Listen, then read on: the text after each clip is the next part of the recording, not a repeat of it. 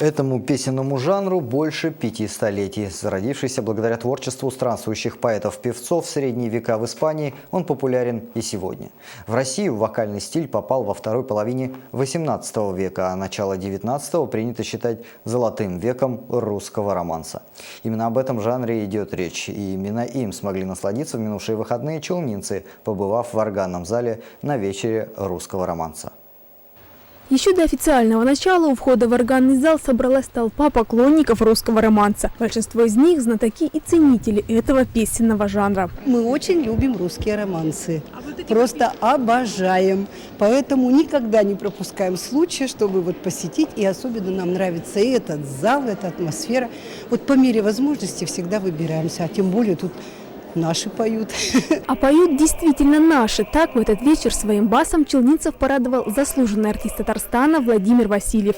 Для него, как и для большинства пришедших, русский романс – это особый жанр. Романс – это всегда прекрасно.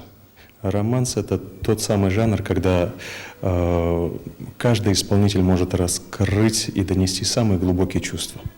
Любовь, любовь и еще раз любовь. Любовь, чувство которому покорны все возрасты. Возможно, именно поэтому среди зрителей немало представителей молодежи. Не тайная дума быстрее летит, и сердце мгновенья считая звучит. Коварные думы бегают дорогой, и шепчешь невольно: о Боже, как много! Что касается юных лет самого артиста, то, вспоминая свой творческий дебют, он привел неожиданный пример. Речь скорее не о юности, а о детстве. Самый первый – это перед мамой, когда она работала за швейной машиной и попросила меня спеть: «Сыночек, ты знаешь какую-нибудь песенку?» Ну, конечно, знаю.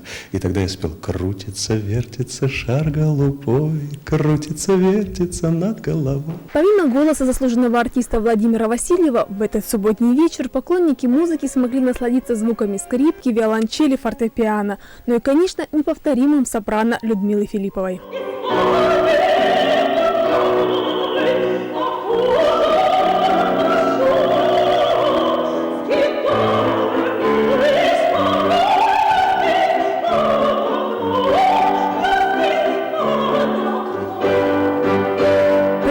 Андрей Буслаков, РЕН-ТВ, Набережные Челны.